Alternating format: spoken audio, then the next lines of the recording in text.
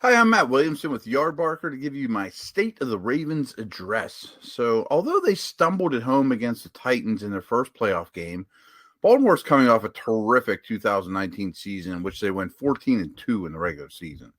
From ownership to the front office to the head coach to the reigning MVP at quarterback in Lamar Jackson, the Ravens are really one of the truly elite NFL organizations, and I put them on the elite tier with San Francisco, New Orleans, and Kansas City as we enter the 2020 season, too. The consensus is that the Ravens are bringing in one of the best draft classes, and I agree with that. Overall, this was a great offseason for an already strong team. But while there's much praise we can heap on this team and this organization overall, I want to start off with a few areas of concern. So in that playoff loss to the Titans, it was apparent to me that Jackson really lacks a veteran, move the chains type veteran wide receiver. We've seen guys like Derek Mason, Anquan Bolden, Steve Smith fill this role so well in Baltimore over the years, but Jackson lacks that type of reliable guy on the outside right now. Also, the retirement of Marshall Yonda is huge. Yonda should be in a Hall of Fame. He's definitely a Hall of Famer. And his play was still elite this past year. He's going to be missed a big way. The interior of Baltimore's offensive line is worrisome, especially with the physical interior running style of play that they employ. So, also, Jackson threw a touchdown on 9% of his throws last year.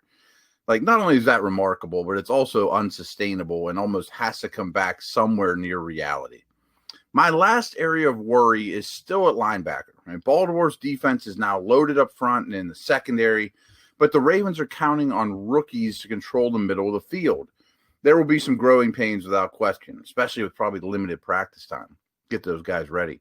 However, by adding Calais Campbell and reinforcing their defensive line overall, Baltimore, who were the blitz happiest defense in football last year by a super wide margin, should be able to generate a lot more pressure without bringing extra pass rushers down, and that could have a huge positive influence on an already excellent defense.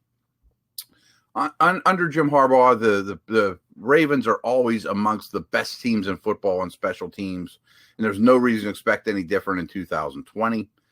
On a per-play basis, Baltimore outgained their opponent by just under a yard per every snap that was taken last year at 0.9 yards per play in their favor. That's remarkable. They also outscored their opponents by a whopping 249 points last year. Baltimore's 14-2 record was not a fluke at all. And this year, they travel the fewest air miles in the league and have a very favorable schedule overall. One last thing here to discuss here is with Baltimore is their game flow. Their time of possession and time spent playing with a lead last year was just overwhelmingly awesome. On average, when the first quarter ended over a 16-game stretch, Baltimore was winning by 5.3 points. And if you do that for halftime scores on average, they were leading games by 7.2 points going into halftime. Of course, it's played right into what the Ravens do so well and their style of play, but can it keep up? We'll see. Thanks so much. I'm Matt Williamson with Yardbarker.